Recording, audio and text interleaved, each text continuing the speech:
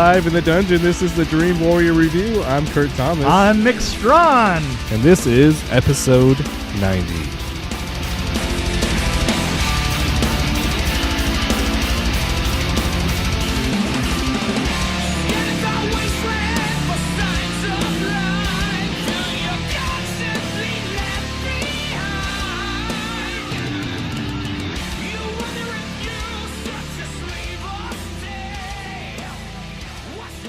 I can't believe it.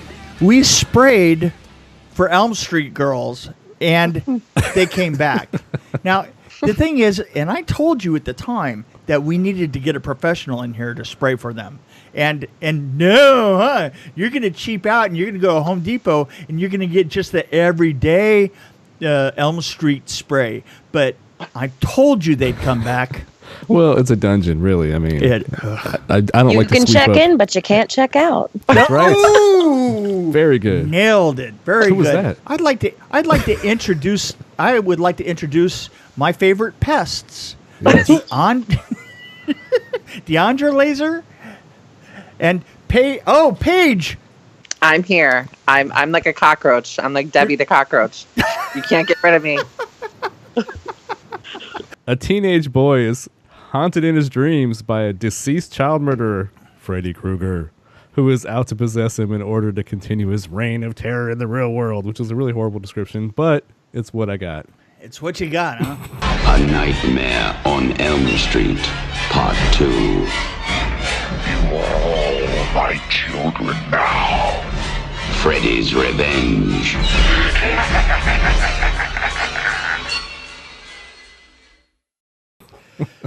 So Freddy's Revenge. Now, at one time, and you girls may know this better than I do, there's a list out of the Nightmare on Elm Streets, and each one of them has a descriptor. Nightmare on Elm Street was the original one. Nightmare 3 is the religious one. Nightmare 4 was the carnival one. Oh, I heard what was Nightmare 4 was the MTV one. That was the MTV that's right. one. It was the MTV one. What was Elm Street 2? Oh, gee, it must have been. Think about it. The happy one? Yes. Dance If you spell happy one? with 3 letters, yes. The best one, the scariest one, Mark the Patton funniest one, the Mark Patton one. It was known as the gay one. Yes. That's right. Not that that's a bad thing. See, Yeah. I had to put that right out. There were some references in there. Well, you know, What happened to be during the AIDS crisis, wasn't it? Like, we're kind of really started ramping up. Yeah, well, here's the weird thing about it. I actually talked to Jack Shoulder about this a long time ago because I heard this back when Jack Shoulder was doing The Hidden. And we talked about it, and he goes, I have no idea what you were talking about. Oh, he's such a liar. And I said, oh, come on. It is all over the Yeah. film. It is everywhere in the film, you know? So I think that he is played ignorant to this day, but Jack's a sharp guy, you know? Well, in Never Sleep Again, weren't they like, didn't you guys know? And then they're like, yeah, no, we totally knew. Somebody. Well, I heard that everybody on the since I cast thought that way. definitely knew. Well, even like right down to like looking at Jesse's bedroom, like there's the no girls allowed sign on the door. There's the probe game in his closet. Right. You know, like there were so many like innuendos. Like He was a fan of the Stray Cats. Hello. Right.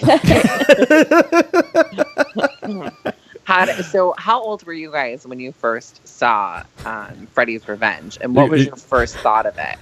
You're gonna laugh when I tell you how old I was. Okay. How old were you? I was 44 years old. Because it was this year. Oh my goodness! Wow. So you had never So, yeah. seen it until this year? I've skipped around a lot, and I might have seen it on TV when I was really young, but didn't really register, I don't think. Maybe I saw half of it, but I never really thought about it. So I actually really watched it this year. So Wow. Oh my gosh. I was, Kurt. I know. But I've seen 3 and 4 like probably 20 million times, 25 times, I don't know, each. I was in my 20s, and like I said, it was in a screening room down at Photochem in Burbank. right after I had watched Nightmare on Elm Street, the original. Wow. And I have to say, I was like seriously underwhelmed. Really? Yeah, but you know what? I did kind of really dig the opening sequence. Mm-hmm. It is very cool. But explain the opening sequence, because I didn't really understand why. Well, yeah, but it was a non sequitur, and I love a good non sequitur. Blip, blip, Right. cleep. Well, they tied it in at the end, I guess. Yeah, well, they tied it by just doing exactly the same thing, right? Right. I love the model work, though. I mean, it was pretty good. It was cool. How old were you, Diandra? I believe I had already, it was either 14 or 15. It was shortly after. I think I watched part 6 for the first time right after I became a fan. So I think part 2 was one of the first fast follows. What about you, Paige? I was 8. I had watched Dream Warriors the first time before anything. And then my uncle was like, that like there's an original one, right?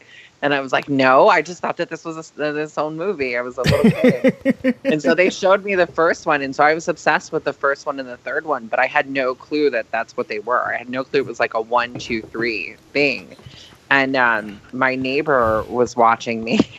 And she knew I was obsessed with A Nightmare on Elm Street. And she just so happened to have part 2. And so I watched it. And I have to say, like, even to this day, part 2 is the scariest one for me. Like that. Same. Isn't it? So, really? So if you yes. That scene where he is burning the body parts in the basement is just so bone-chilling scary. Yeah. The music, the sharp cues when he's in the kitchen, the lightning strikes, and it's really hard for me to watch it even to this day because it is very scary. Now, is that your inner 8-year-old talking, or is that? Yeah. No, that's my. You know what? I think maybe my inner 8-year-old is coming out and talking how scared I was when I first saw it. But as an adult, I watched it recently. I have to say that like that 2 is like in my top 5 favorite nightmares, and I don't know if it's because of my love for Mark Patton or if it's because in general it really is a creepy, dark film. Like I think if people could get over the aspect of like it's the gay one and it's about that, I think if they could watch it with like fresh eyes, they would see that it really is, it's creepy as fuck. Like the boiler room scenes are creepier than the first one, they go and explore, Freddy's lair where they open that thing and you're expecting a body to be inside of that cabinet and it's just like a mouse, and it really is scary. I think Freddy's makeup, I know, Mick, you said that you didn't really care for it, but honestly, I thought it was super scary. I mean, he is, again, still in the dark. His voice is really deep, and he's got those deep eye sockets and with those like contacts in him, and he just looks completely twisted and like the slime on his skin. He was, yes. I mean, he was gross and just evil, and like the imagery of like the glove scratching in the drawer without seeing anything but the glove, and him saying kill for me, and Jesse constantly being taken over by this disgusting now Freddy. That element right there, that element to me was really cool, that he was getting taken over by Freddy. But the thing is at the same time he was being taken over by Freddy. And this is the thing that kind of got me, is being a horror professional. I always believe that it's important, and I mean this is to be important that one stays within the world that one has made for themselves, and that horror's downfall, as it were, the downfall of Freddy's Revenge would be that it did not follow the rules of its own world. But were the rules really established then, though? The rules are established as this, that Freddy comes out in the dreams. Yes, he was attacking people in real life. He was attacking Okay. people Yes. in real Here's life. my argument for this. Because everybody talks about that, right?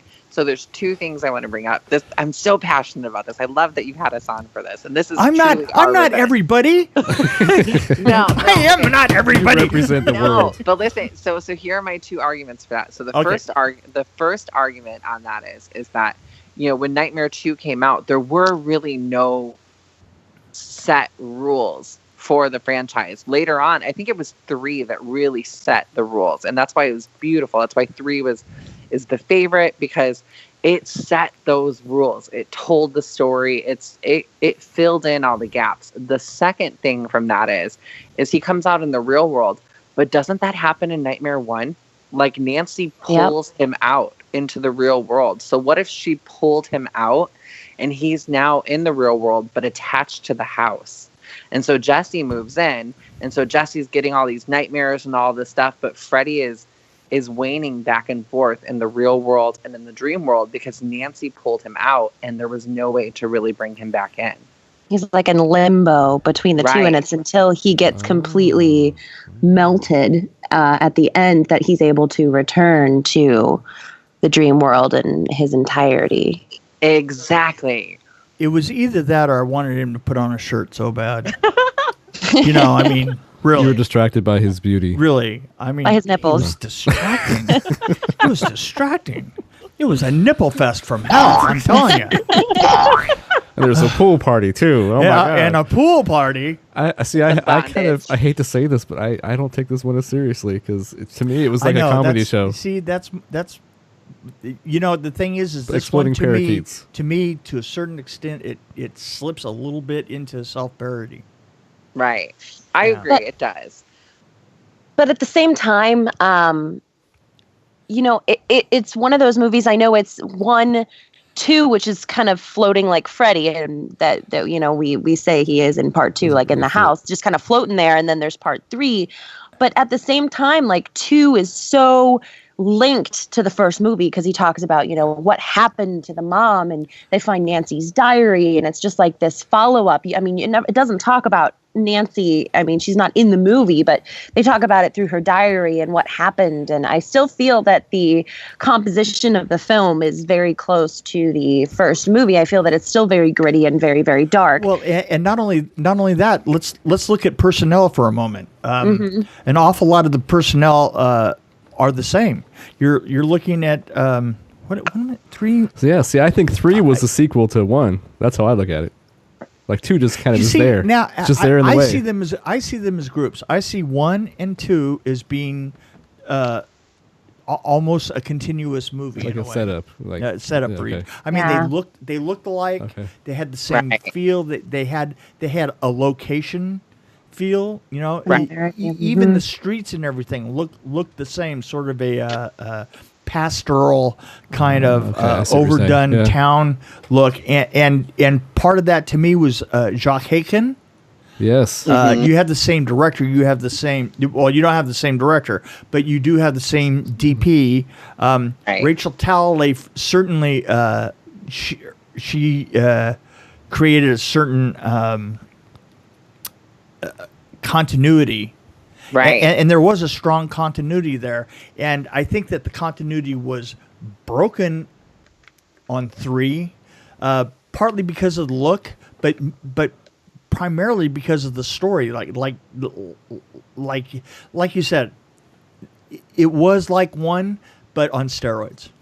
Well, you know, so for part three, I always connect all 3 of the films, and I've talked about this a couple times in the forums and on our show, Elm Street Radio and stuff. But I always look at it as if in part 3, when Neil is telling Nancy, you know, a couple months ago we lost a kid to Fairview, he cut off his own eyelids. I always thought, and I still to this day think, that was Jesse. I always thought that they were referencing Jesse, that his parents had him committed to there and he couldn't take it, so he cut off his own eyelids.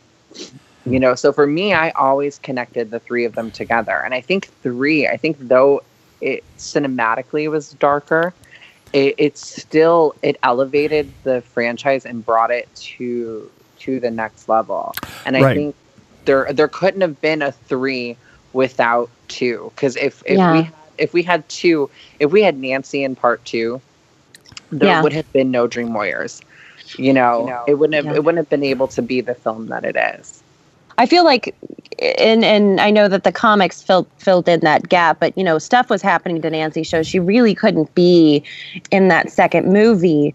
But I do, one of the things I do wish, despite having some headcanon there, is maybe having one more element of being connected to part 2 to make it consistent. And I do also think it was totally necessary, because you couldn't just jump from part 1 to part 3 and then there wouldn't have been this great oh, look, Nancy's back, because her returning was so impactful, because now that Freddy is not just within one small circle. Really, he's got a much bigger touch on these kids throughout Springwood, and so it's just kind of blown up since the very first movie.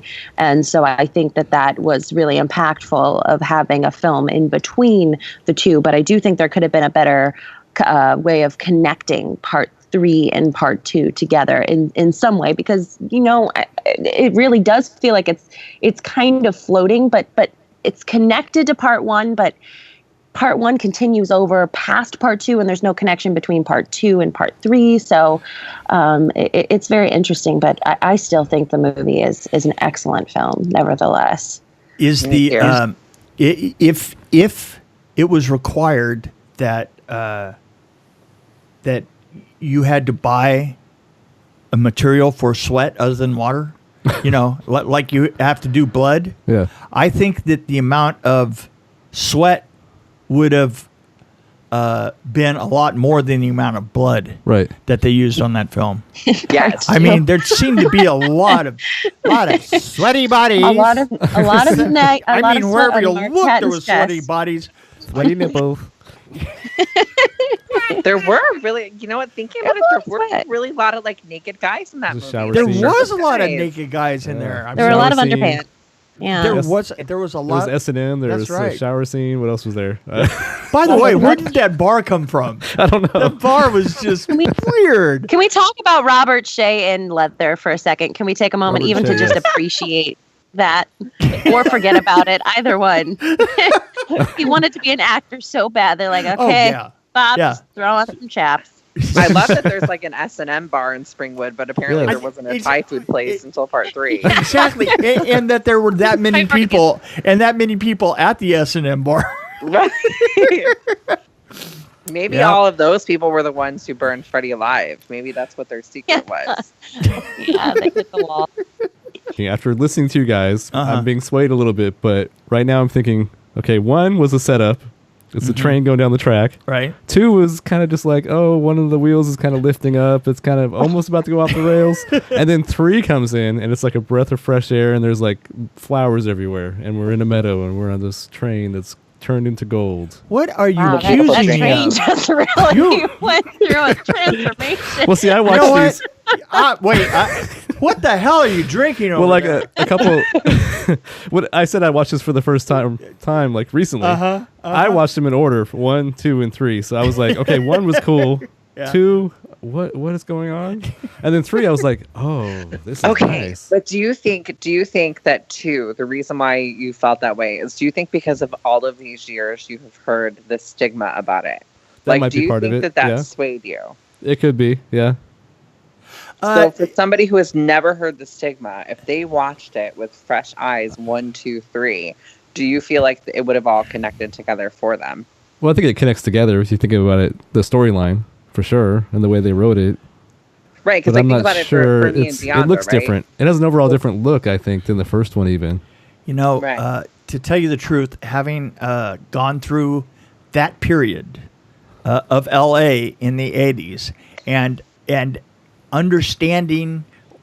vaguely understanding the gay scene at the time, right? I mean, which was so different. There's a lot of stigma to it at that time, right? Well, the thing is we had gone all the way up to these incredible discos and these baths the L.A. still at that point had baths that were open, public baths and Like stuff the like bathhouses, that. yeah. Like the bathhouses, and boy, everything was going crazy. I mean, just at the peak of that. So when I watch it, I think about what it was like to be there, and there was something about it that was a little bit, that there could be such a homoerotic film made at that point.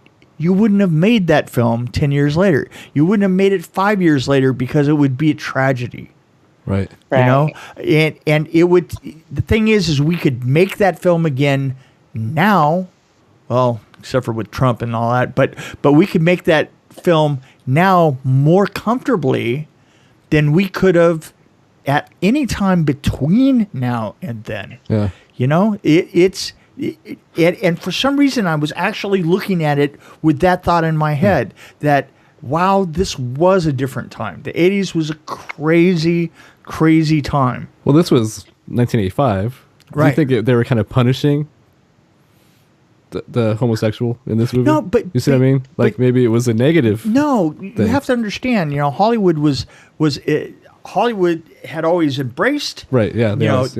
That the gay ethic and stuff, and the gay ethic had moved into LA so strong, and then all of a sudden this sweeping disease comes from San Francisco, and the clash of those two actually made it so that you could make a film like this in commentary that you couldn't have made 5 years later. Not a chance. Yeah.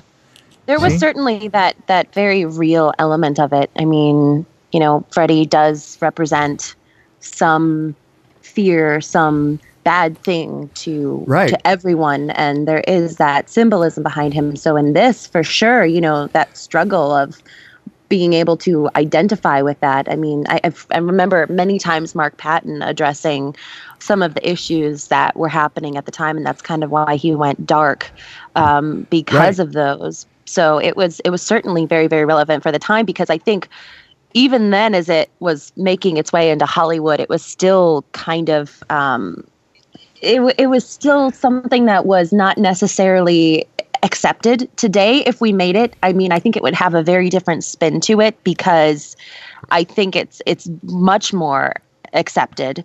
And so having that struggle, it would still be relevant, but I don't think it would have the impact that it did back then, because it was really a huge fear. It was this Freddy, this massive thing that was going out and just torturing, a bunch of people, or at least how it could be perceived back then, because they really could be as open. And I think part of it is that it, in a way, I think that it really was Hollywood's reaction to what was going on, to what was coming down the line, because that's as far as you were going to get as far as a gay-themed anything for a little bit, because from then on, from about 85 on, if you're talking about gay, you were talking about AIDS. Right. Period. So this was like kind of at a fulcrum in society right there.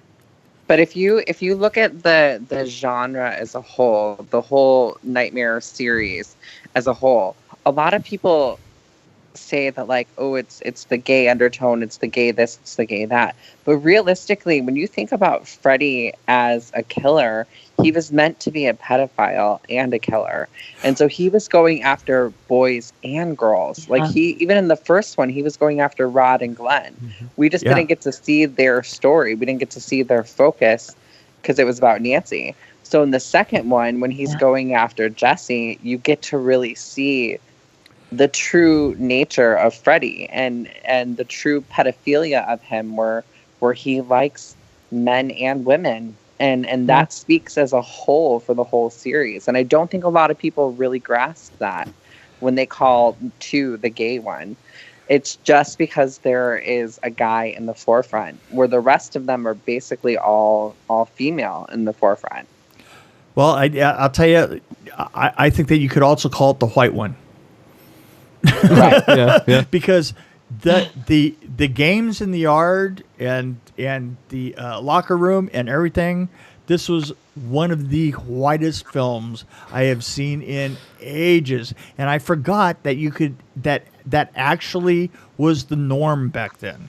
Right. Yeah. Right. You know, that we broke it apart when we hit Nightmare on Elm Street 3, and that was a really intentional thing, and it had to be an intentional thing that you had to think about it, because you know what? If you talk to your casting director, and I have to say this about Annette Benson, she got up there and said, "Look, I'm going to send you all kinds of people, you know, and up until Nightmare, you know, they did Nightmare on Elm Street 3."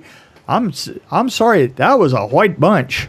I mean, you know, you look at one, but particularly you look at two, and I remember just thinking to myself, looking at that field out there that had every extra, and probably, I'm saying probably, they went to a school and you know, took a group of people out of the school and used them as extras. I'm sure that they did. That was a white bunch, boy.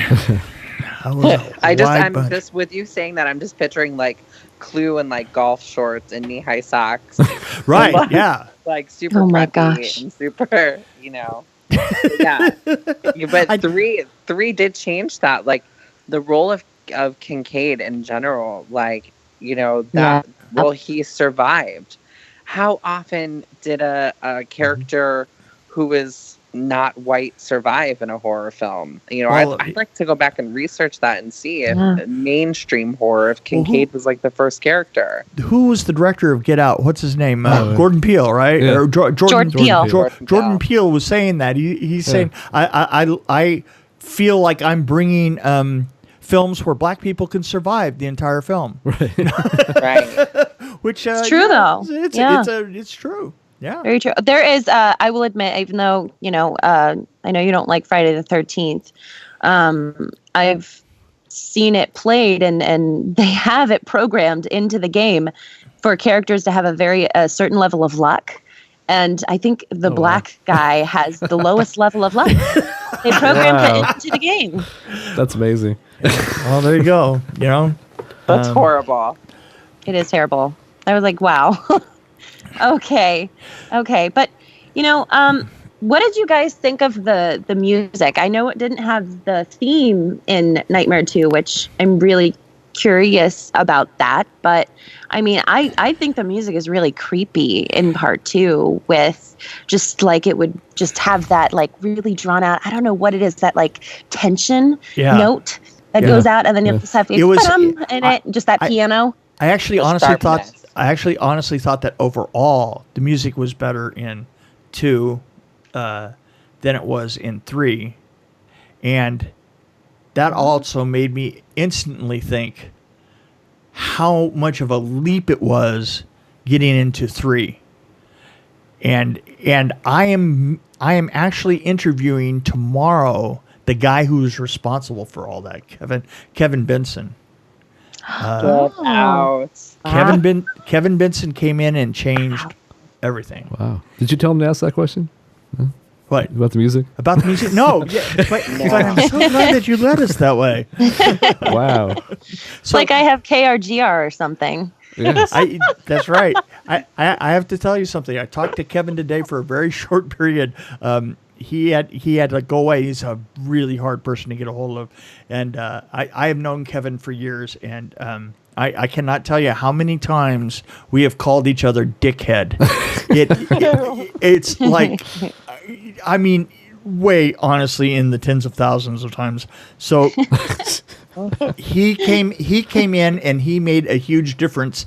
But he said that in working on Nightmare on Elm Street 3 with Pepsi, he brought Pepsi in, tried to get a promotional deal put together with Pepsi, and got all the way to the point of standing in PepsiCo's main headquarters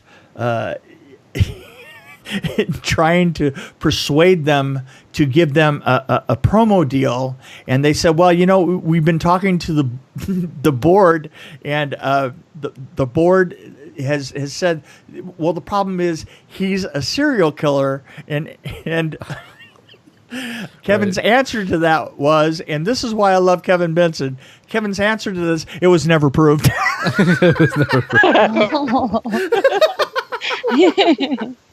He got off on a technicality. So that's going to be in my book. I love it. Is that why then in Dream Warriors they used Coke products? Is that why? Piss off Pepsi? Exactly. That is exactly what it is. And boy, Kevin's got some great stories about that. But he was the one that brought in all the promotions, and he was the one that got the bands together, and he wound up paying the bands himself on Nightmare on Elm Street 3, and then made a deal with Bob Shea for a contract where Bob Shea would have to employ him for the next 7 years. If you wanted him to sign the music over to him. So wait, he got the bands like Dawkins, but did he also get Angelo Badalamenti? All of those people were hired by Kevin Benson. Kevin Benson was the one that changed what you're listening to in horror films. Wow. The reason that you had Dawkins. Can you ask him when you interview him tomorrow what the deal was with Quiet Cool and why that was played on the VHS versions and not any other version? Because that's my favorite. In that scene where Kristen is building the house in the beginning, a lot of us remember watching it for the first time on like HBO and stuff, and they had the Quiet Cool where they had the instrumental and it was like blaring and it was so 80s, and then they remastered everything and came out with the DVD box set, and it was Into the Fire by Dawkins. And so all of us were so confused who had grown up listening to Except for me. riff. Okay, better than that. Better than me asking him, I'm going to read you something right here. Oh, did we get the inside? Did we get the scoop? Yeah, this is seal. Well, this isn't what you think. This might actually be a little bit better. This is a message that we've been kicking back and forth today. I said, after the interview tomorrow, this is me speaking.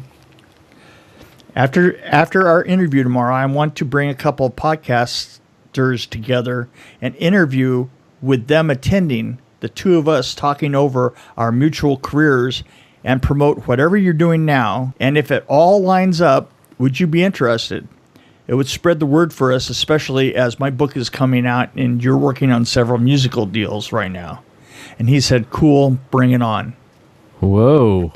Wow. You're the people I was thinking about. You heard it here first. So wow. So that's up in the air. And again, did you ask him to ask that question? Yeah. Well, I knew that we were going to get to that part, and I was just talking to him today. So I thought, wow, you know what? I'd really like to. The thing is I can tell you that if I can swing getting him to do a podcast once, and it's always very difficult because you have to line up everybody's schedules and everything. Yeah. But if I can do it once, it will be the first time that anybody's actually trapped this guy, and he is a really good friend of mine, and he would only allow himself to be trapped because he knows eventually I'll get a hold of him and call him dickhead again. So when you introduce him, you just have to introduce him as Dickhead. As Dickhead. Yes. So he has so many great stories, and he's a great storyteller. When you talk to him, he's makes me look like a very calm and reserved human being. Wow. We're all silent. Yeah, that was weird. Wonder what that's going to be like. What was that all about? So curious. Whoa.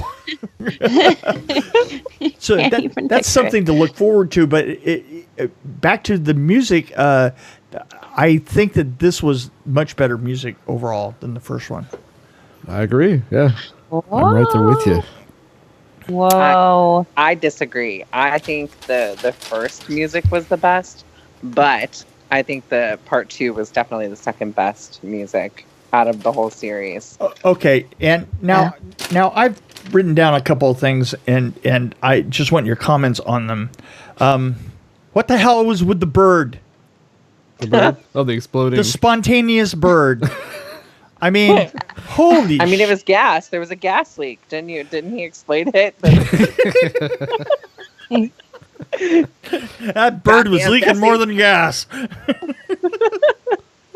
Oh man! And I wrote. I'm just going to go down the line here because some of these things are really important.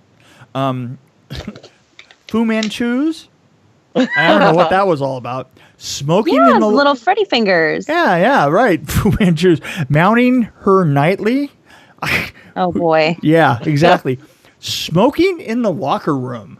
That was pretty interesting. That's and I have to tell you, from the point of view of somebody who lived through that period, it was amazing the places that we used to smoke. We used to smoke in production. We smoked. Everybody would be smoking in production meetings, and eventually, and at noon, what you would do is you would bring along a fan, and at noon, everybody would go out. It would go away for a while, like go eat or something like that, and they would blow the room out. Seriously. Oh my gosh. Wow. Oh, because you very could different see, time. You could see the level. You could see the level coming down, and boy, you get a bunch of stressed out film. Oh man, I remember little cigarettes in their hand, they're shaking. I remember that we when I did Love Kills, which became Sid and Nancy. Yes. We had a half British crew and half American crew that were getting together for the first time. And the production meeting in that, literally, we had to clear out by 10 o'clock in the morning, clear the room out, and we'd only been there for an hour and a half. Oh, my God. We had to keep clearing it out and clearing all it the out. Smoke. All the You couldn't smoke. open up the window, or did you have windows open, but there was just so much smoke in there that it was just getting too now unbearable. that is a back east person talking about California. You don't open up a when it's 110 outside. True. That's Totally forgot about insane. that. You just fry people. Yeah, we were watching some movie the other night. I can't remember what it was, but it was like from the 80s. And they were like smoking in the grocery store. And I was like, wow, like it didn't hit me that like they really did smoke everywhere. Oh, yeah. Like the grocery store of all places. Yeah. You know, here's the weird thing about it is I didn't smoke. And yet today, somebody half a block away, I can smell them in my front porch, right? Yeah. You know, and I'm like, smoking cigarettes, and I think back to myself that you just didn't think about it. I mean, I didn't even think to myself that a restaurant smelled like a bunch of people smoking because it's just what a It restaurant. was such a big norm back then. Yeah, it's compared just to today. It's just what it was, you know. I don't even know how to describe that. And You were the smart one. You smoked for free. yes, Right. that's true. Okay, so I'm going to go back into my list.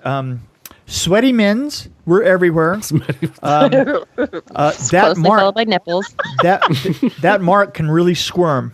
I got to tell you something. Mark Patton can squirm. Yes. Oh, he really He's got an does. amazing scream too. Yeah. And I Holy. love the gag of the melting record. Oh yeah, Yes. yeah, that was pretty cool. So side note with that melting record, And you know I what's have always wanted to put that in a film What as is- like a reference to Nightmare 2 because it's such a creepy image of everything in that room just melting. I swear I can just see the guy over on the side because you can see the ripples Yeah, as the Got a heat gun fan goes past on it. back and forth. I think I said that was pretty cool. So was that do you think that was a real record or do you think it was a wax pressed imitation record so it could melt? You know what? It probably was, and I know what that I would have done. If you went to a black market and you got a cheap, if you went to like a swap meet, you could get Korean-made records, which are super thin. And if you look at it, it's pretty thin. And that stuff would have melted without any problem. I mean, just a wheat. Oh, okay. blast it with a heat gun and you're gone. Or they could have made it out of wax, but I don't think that anybody would have had to go through that much trouble. Right. Because that's what records did. Yeah, spontaneous igniting lovebirds. Please put a shirt on, Jesse. Oh, I did that twice. Well, he was obsessed with this. Yeah, stray cats through the door. Ugly. Yeah, that really, really ugly Freddy with no dialogue. I got a fun line that I liked. The female wants to get inside you, buddy, and you need to sleep with me? Right. Yeah. Oh, yeah, she wants to get inside you. Yes. And you want to sleep with me. Yeah. Grady. Yeah. I like how what is he grounded because he pushed his grandma down the stairs?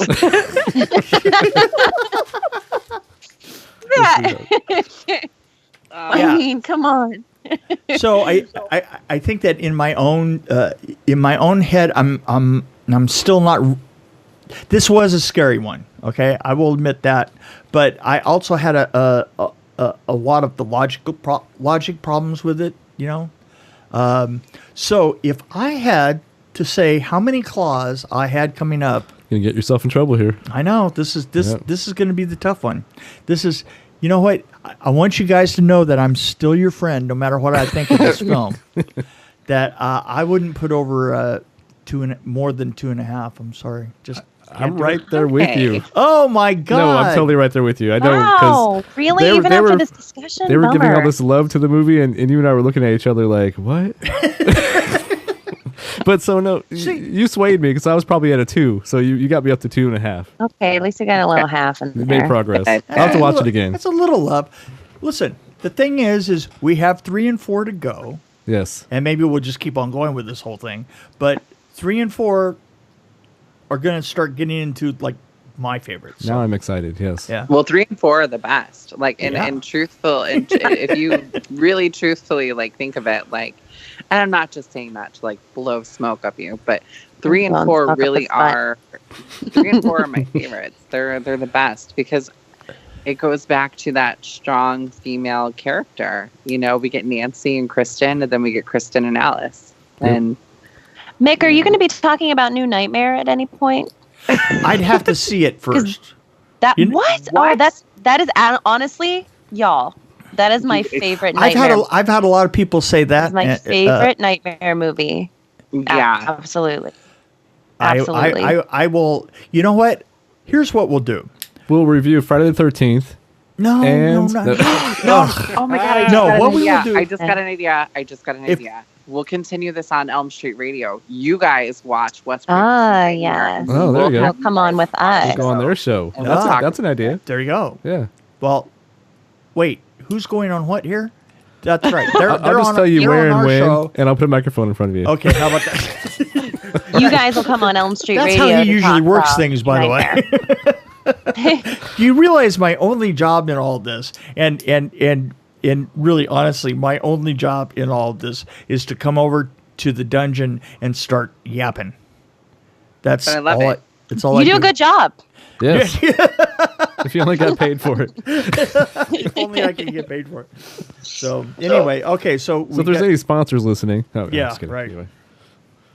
So anything else that you have? You have all these notes. You have like pages and pages of notes. I know, and a lot of them I wrote again and again and again. And about Jesse needed to put his shirt on. Nipples. Yeah, there's a lot of nipplage. So Mick, I have to ask you a question. Favorite, sure as hell know about the nipples and the the exploding birds. You know. I mean, have you ever seen Batman and Robin? So what bothers you more, his bat nipples or Jesse's nipples? The bat nipples are creepier, I think. See, it's a tough question. It's if you have to put nipples on an outfit, that's kind of creepy. That's my opinion. See, the thing is this: only Joel Schumacher could have done that film. Wasn't there an apology recently for that? Yes, he originally like a public apology. Yeah, there was. He just recently apologized for that film, and you know what? It's a long time coming. I got to tell you. I remember them saying that George Clooney and Chris O'Donnell were fighting because Chris O'Donnell's cod piece was bigger than his. Well, but you know what? Here's the thing. you also had a gay filmmaker that at about the same time as this film came out, right? How close was he to this? He was within a couple of years, right? Yeah, it was a 788, I'm guessing. Yeah, something like that. It was a time where we could be a little bit light about a behind-the-scenes gay theme, and it virtually disappeared. Actually, we're a little bit off. It's 97, but 97. Yeah, I was going to What? say, I'm like, Really? way off. The Yeah. 90s. Wow. Yeah. Because 89 and 91 were Batman and Batman Returns. Right. Really? I'm a huge Batman fan. I love Well- Batman. I don't mind the bat nipples all that much. I do. Neither love do I. Really? Poison Ivy. You like a good bat I nipple, love do you? Poison Ivy in It that works for movie. some I was people, I obsessed guess. with that movie growing up. So I'm okay with the bat nipples. I'll survive.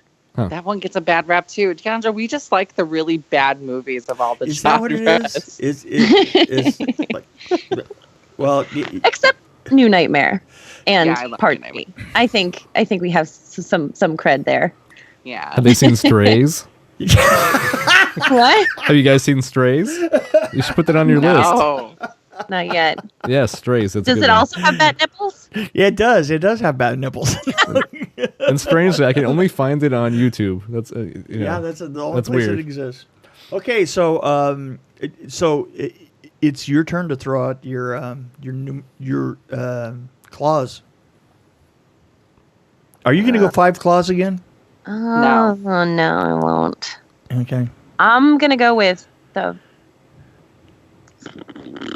Oh, God. I give the movie such high praises, and I feel bad doing this, but I am going to go with 4 stars. Ooh. Oh, I don't know if that was that's Come on, higher than I Paige. thought, or that's a little lower than I thought. I was gonna go with 3.5. Oh! Wow. Yes. There you go. But not for the reasons that everyone would think. I feel like there's so much more they could have done with the film. I feel like they could have incorporated more stuff into it. But I'm gonna say 3.5. There you go. Yeah. It's a scary movie, but yeah, there is so many missed opportunities in there, and like I said, with the storyline, I just feel like it's a little bit kind of in there, kind of not. It would have been 4 stars if they wouldn't have had the Marshall Bell naked whipping scene. That's the one thing I wish that they would. That's why I didn't give it 3.5 stars.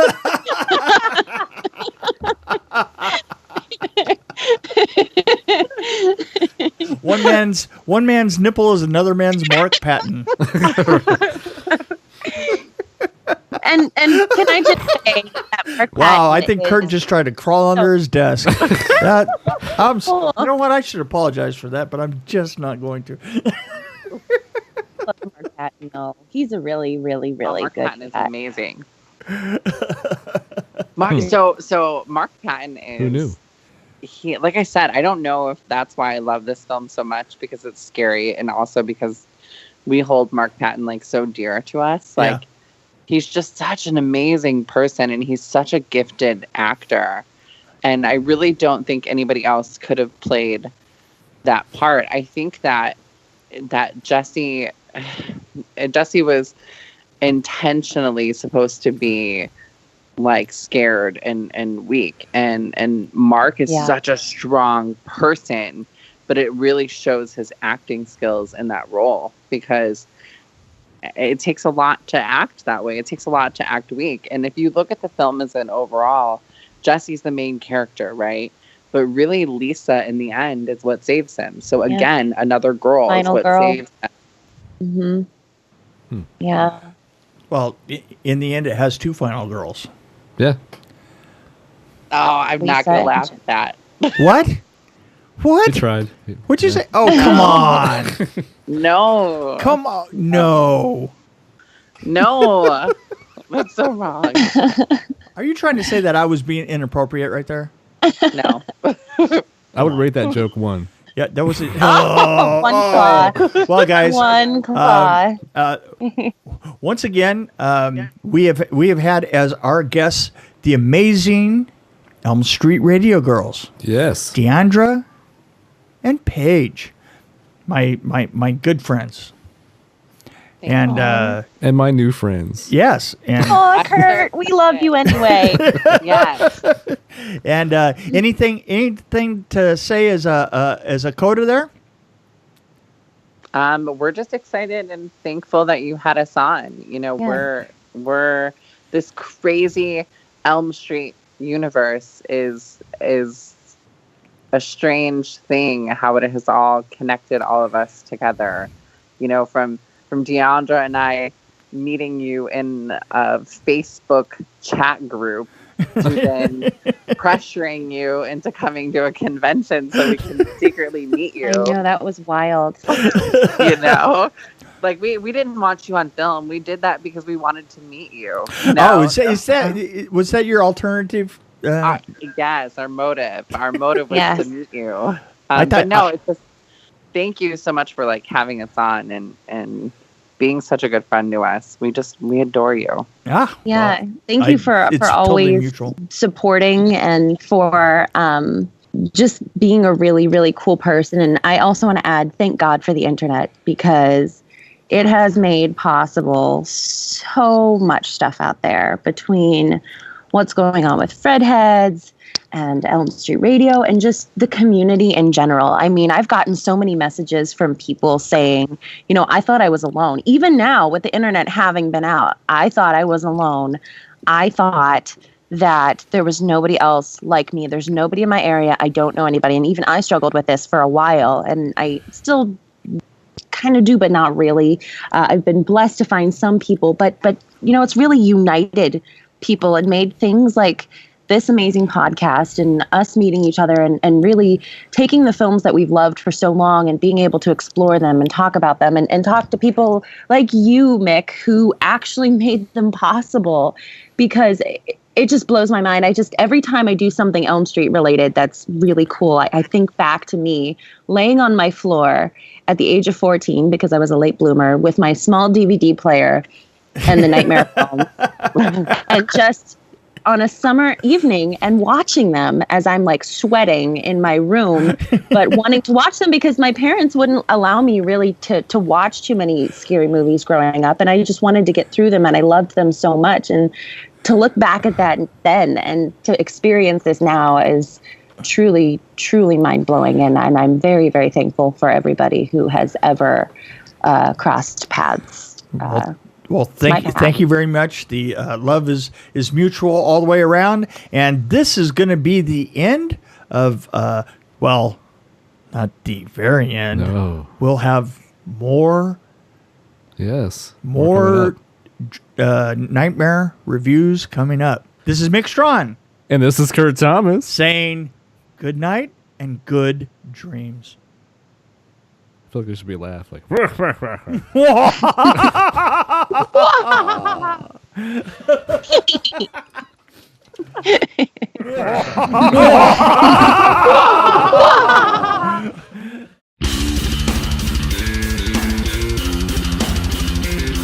We thank you for listening. As always, you can find us on Podbean, you can find us on YouTube, and of course, Facebook and Twitter. You can reach out to us at DWR Review. Or you can send us an email, dreamwarriorreview@gmail.com. Again, this is Kurt Thomas along with Mick Strawn. Thank you for listening.